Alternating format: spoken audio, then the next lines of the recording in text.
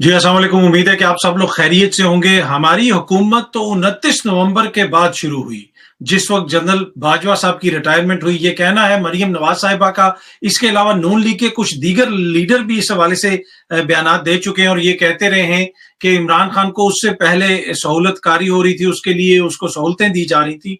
अब ये बड़ा परेशान-कुन बयानिया है। परेशान-कुन बयानिया इस तरह है कि आप बुनियादी तौर पे ये कह रहे हैं कि जो पिछली एस्टेब्लिशमेंट कहती थी कि हम सियासत से अलग हो गए हैं, और उस वक्त आप लोग ये ट्रेंड चलाते थे, कोई और बंदा नहीं, ये नून लीग वाले ट्रेंड चलाते थे।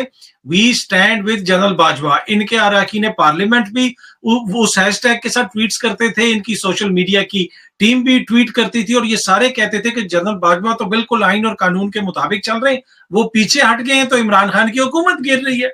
अब ये कह रहे हैं कि जी 29 नवंबर तक तो हमारे पास कुछ था ही नहीं, हमारी हुकूमत ही नहीं थी, और खुदा ना खास्ता ये तासुर दे रहे हैं कि हमारी हुकूमत उस दिन कायम हुई जिस दिन general Asim Munir army chief बने। भाई उनके आर्मी चीफ बनने से क्या आप लोगों की हुकूमत कायम हुई? उससे पहले आपकी हुकूमत नहीं थी। और दूसरा, उससे पहले जो डीजीआईएसआई ने, डीजीआईएसपीआर ने भी प्रेस कॉन्फ्रेंस की, उन्होंने भी बताया कि इदारे का सियासत से कोई ताल्लुक नहीं है, इदारा बिल्कुल सियासत से आउट है। तो फिर ये आप इल्जाम लगा रहे हैं किस पे? इमरान खान पे इल्जाम लगा रहे हैं या फौजी एस्टेब्लिशमेंट या किसी सास इदारे पे? ये किस पे इल्जाम लगा रहे हैं? अब हो रहा क्या है? ये इशू क्यों है? ये इल्जाम लगाया क्यों जा रहा है? ये बयानियां बनाने की कोशिश क्यों की जा रही है? इसको समझना बड़ा जरूरी है। इन्होंने पैगामात भेजे हैं एस्टेब्लिशमेंट को। इनकी कोशिश है कि इंतखाबात आगे किए जाएं। हुकूमत की तरफ से बार बार इस तरह के पैगामात भेजे गए। एस्टेब्लिशमेंट खुद को चीजों से अलहदा कर रही है। वो ये कह रही है कि सियासतदान जाने, आप अपना काम करें। एस्टेब्लिशमेंट को अगर किसी चीज की फिक्र है तो इकोनॉमी की फिक्र है। अब जब वहां से इनको कोई चीज मुस्बत नहीं मिल रही है तो ये इस किस्म का बयानियां बनाने की कोशिश कर रहे हैं। और दूसरा, जो 8-9 महीनों में इन्होंने मुल्क के साथ किया है, अब दिखाने के लिए कुछ नहीं है। हर तरफ नाकामी है। मैशत हो जाए, अमन अमान की सूरत हाल हो जाए, कोई भी चीज हो जाए, हर तरफ नाकामी है। तो अब ये बयानियां बनाने की कोशिश की जा रही कि जी हमें तो 29 नवंबर को मिला इक्तदार, लेकिन उस कोशिश में आप इदारों को टारगेट कर रहे हैं, आप इस्टेब्लिशमेंट को टारगेट कर रहे हैं कि जनाब जैसे वो पहले तक मुदाखलत कर रहे थे, किस तरह वो मुदाखलत कर रहे थे, अब ये भी बता दें। अच्छा, दूसरी चीज, जिस तरह मैंने आपको कहा कि इस्टेब्लिशमेंट को ये पैगाम भिजवा रहे हैं कि यह इंतखाबात आगे करवाने में हमारी मदद की जाए, इसके ऊपर मुशावरत हो रही है, इकोनॉमिक इमरजेंसी हो जाए, और वहां से ये नोट करने की कोशिश कर रहे हैं कि क्या वहां से सिग्नल्स क्या आ रहे हैं, तासुर हमें क्या मिल रहा है कि वो आया इस पे मान जाएंगे या नहीं मानेंगे। और दूसरी, अब खुल के इन्होंने ये मुतालबा शुरू कर दिया है। मरियम बीबी ने तो खुल के अपनी तकरीर में कहा कि जनाब जनरल बाजवानी ने ये माना कि ये इमरान खान को हम लेके आए और ये बड़ी गलती थी और ये प्रोजेक्ट इमरान खान था। अब ये गलती का अजाला इस तरह नहीं है, अब आपको इसे सियासत से आउट करना पड़ेगा। ये खुल के वो मुतालबा कर रही हैं अब जलसों में, मतलब अपनी तकरीरों में। उसके साथ साथ इनके कुछ दीगर लोग भी इस तरह का मुतालबा कर रहे हैं। अब ये मुतालबा खुल के क्यों किया जा रहा है? इसलिए कि पहले ये मुतालबा बैक चैनल्स के जरिए भिजवाया जा रहा है कि जी इमरान खान को सियासत से आउट किया जाए। वो एस्टेब्लिशमेंट आगे से कह रही है कि जी हमारा सियासत से कोई ताल्लुक नहीं है। अब इमरान खान उन पर इल्जाम लगाते रहे, ये उन पर इल्जाम लगाते रहे। उन्होंने एक चीज मेंटेन की हुई है कि जी हमने पीछे होना है। ना सहाफियों को उस तरह फोन आ रहे हैं, ना दीगर लोगों को उस तरह तंग किया जा रहा है। तो ये कह रहे हैं। और बहुत सारे इकदाम इस हवाले से समी इब्राहिम साहब ने भी रिपोर्ट की, और कुछ और सीनियर सहाफियों से भी मेरी बात हुई, और कुछ जराए से भी बात हुई कि बहुत सारी ऐसी चीजें की जा रही हैं, ऐसे मुकदमात किए जा रहे हैं जिसे तासुर ये मिलता है कि जैसे इसके पीछे एस्टेब्लिशमेंट है, लेकिन वो कर रही मौजूदा हुकूमत है। तो अब ये वो बुनियादी वजह है कि ये सियासत में मुकाबला नहीं कर पा रहे और ये तासुर कायम करना चाहते हैं, और इमरान खान की लड़ाई जो है वो एस्टेब्लिशमेंट से करवाना चाहते हैं। उसमें फिर बहुत सारे कॉन्स्पिरेसी थियरिस्ट भी हैं जो झूठी सच्ची खबरें दुनिया भर से बैठ के जो है वो बताते रहते हैं, अब ये हो गया तो अब वो हो गया। तो वो बहुत कुछ चल रहा है और वो भी, उसका भी लोग फायदा उठाने की कोशिश करते हैं। लेकिन खान साहब से हमारी जो मुलाकात हुई थी सहाफियों की कुछ हफ्ते कबल, उसमें उन्होंने कुछ गिले शिकवे किए थे, लेकिन एस्टेब्लिशमेंट उन्होंने कहा था कि एक ही शख्स होता है, वो आर्मी चीफ होता है, और मौजूदा आर्मी चीफ से हमें कोई गिला शिकवा नहीं है। उनके हवाले से हमारे पास जो इतलात हैं, जो उनका रेपुटेशन है अच्छी है, और वो करप्शन के ऊपर जो है बड़ा सख्त मौक़िफ़ रखते हैं। ये वो इस तरह खान साहब ने काफी बातें की थी, बुनियादी तौर पर पॉजिटिव बातें की थी। लेकिन इनका इशू ये है कि इनको दो टोक अल्फाज में ये चीज नहीं मिल रही कि जनाब इमरान खान को हम आउट कर देंगे।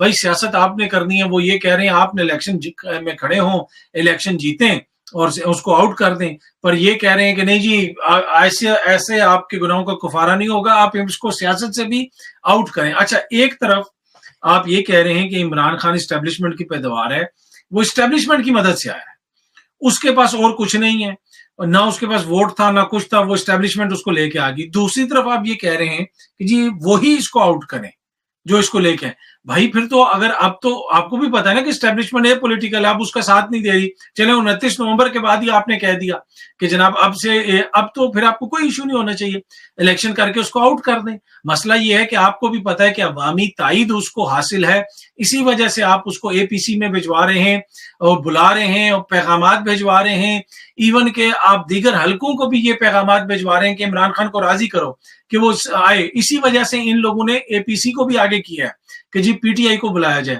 اسد کیسر صاحب نے بتایا کہ ان کے کسی بندے کا فون آیا تھا کہ آپ اے پی سی میں آئیں، پر یہ کوئی طریقہ تو نہیں، اگر آپ نے اے پی سی میں بلانا ہے تو باقاعدہ خط لکھیں اور کہیں کہ جناب ہم سے چیزیں سنبھالی نہیں جا رہی، آئیں آپ بھی اپنی رائے دیں۔ وہ اس اے پی سی میں ساری نمائندگی ان کی ہوگی اور وہاں پہ ہوں گے سارے فیصلے وہ کیا، اور جس میں عمران خان کی کوئی سہ نہیں ہوگی، تو وہ اس اے پی سی میں شرکت بھی کر لیں، وہاں پہ جو غلط فیصلے یا صحیح فیصلے ہو جائیں اس کی ذمہ داری بھی عمران خان پہ پڑ جائے، تو ان کو کن نفلوں کا ثواب ہے اے پی سی میں شرکت کرنے کا؟ میرے خیال میں یہ اپنی سیاسی اور اپنی معاشی ناکامیوں کو چھپانے کے لیے کہا جا رہا ہے کہ جی عمران خان کو اے پی سی میں شرکت کی جائے، لیکن اب دوبارہ ان کو پیغامات بھیجے جا رہے ہیں اور اس طرح کی کہ جناب آپ آئیں اے پی سی میں، اور دیگر حلقوں کے ذریعے بھی پیغامات بھیجنے کی کوشش ہوگی، اسی وجہ سے اے پی سی کو آگے بڑھایا گیا۔ تو یہ وہ چیز ہے جناب کہ یہ عمران خان کو سیاست سے آؤٹ کرنے کا یہ مطالبہ کر رہے ہیں۔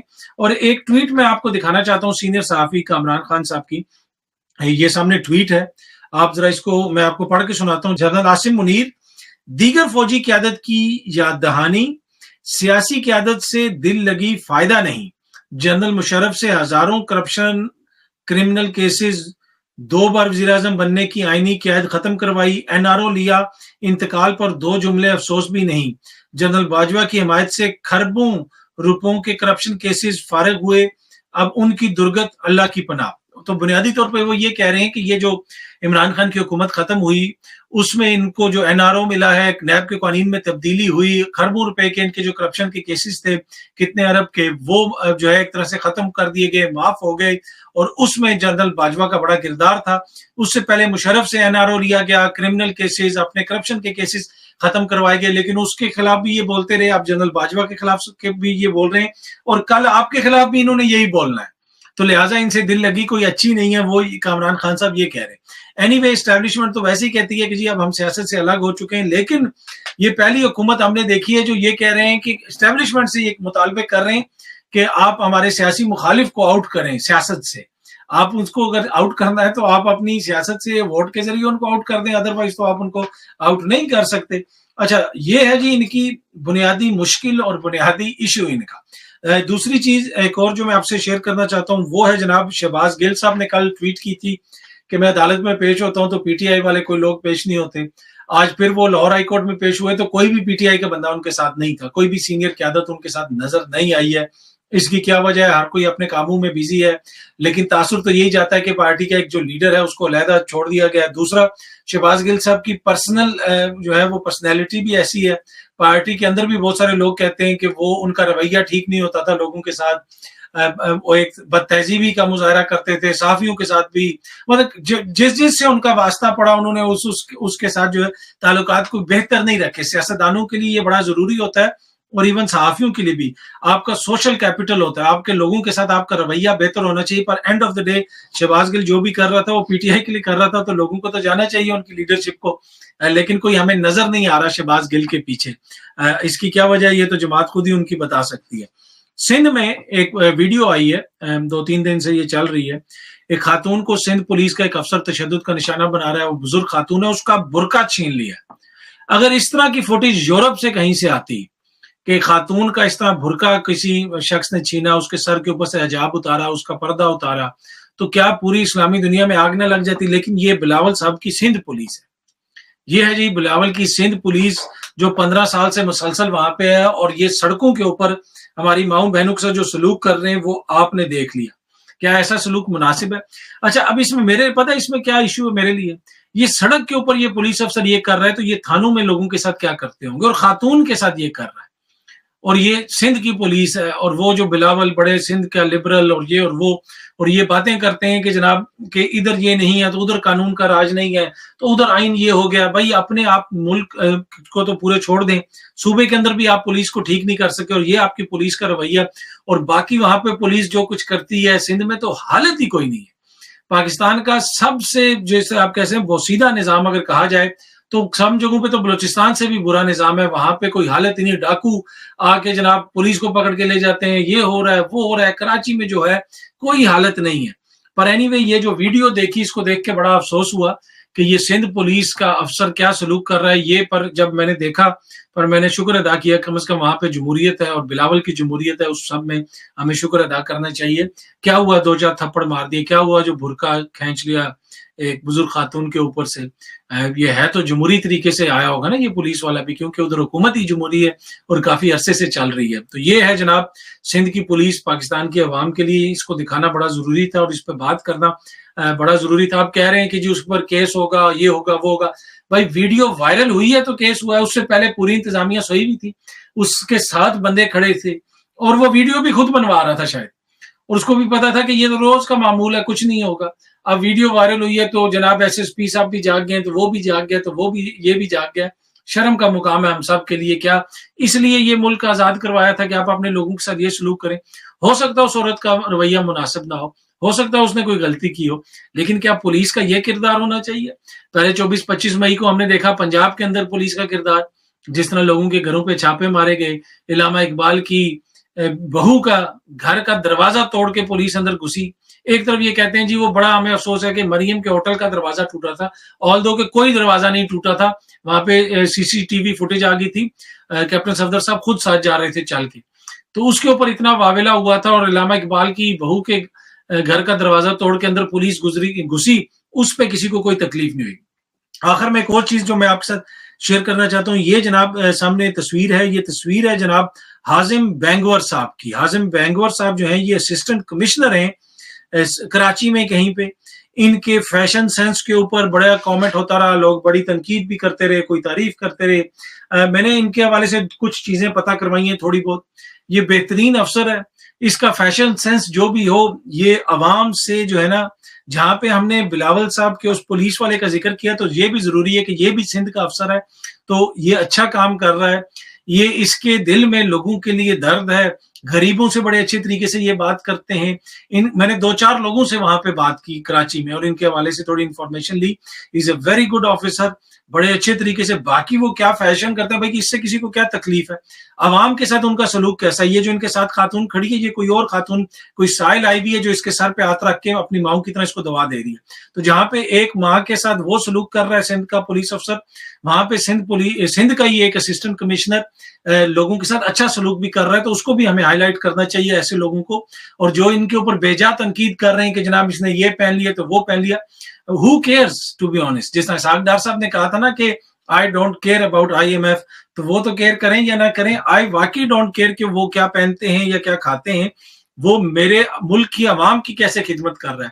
چھوٹے چھوٹے بچوں سے وہ ملتا ہے، مختلف جگہوں پہ وہ جاتے ہیں، لوگوں سے عزت سے ملتے ہیں، کام اچھے طریقے سے کرتے ہیں، رشوت نہیں لیتا، ایماندار افسر ہے. تو وہ ہمیں جو ہے اس کے اوپر، ہمیں اگر کسی کے اوپر ہم تنقید کریں گے تو اس کا جو رویہ ہے اس کی جاب کے اندر وہ کیا ہے اس کے اوپر تنقید ہوتی ہے. باقی اس کا فیشن سینس ہے، وہ جو مرضی کرے، جو مرضی پہنے، اس سے ہمیں کوئی لینا دینا نہیں ہے. اینی وے اس افسر کا یہاں پہ ذکر کرنا ضروری تھا. بہت سارے لوگ ان پہ تنقید کر رہے تھے، لیکن جو میں نے پتا چلایا کہ بڑی ایمانداری سے اپنے کام کرتے ہیں اور بڑے اچھے افسر ہیں. نہ میری کبھی ان سے بات ہوئی ہے، نہ ہی میری کبھی ان سے ملاقات ہوئی ہے، لیکن ضروری تھا کہ ان کا بھی یہاں پہ تھوڑا سا ذکر کیا جائے. امید ہے کہ یہ ویڈیو آپ کو پسند آئی ہوگی. بہت جلدی آپ سے دوبارہ ملاقات ہوگی. Thank you so much.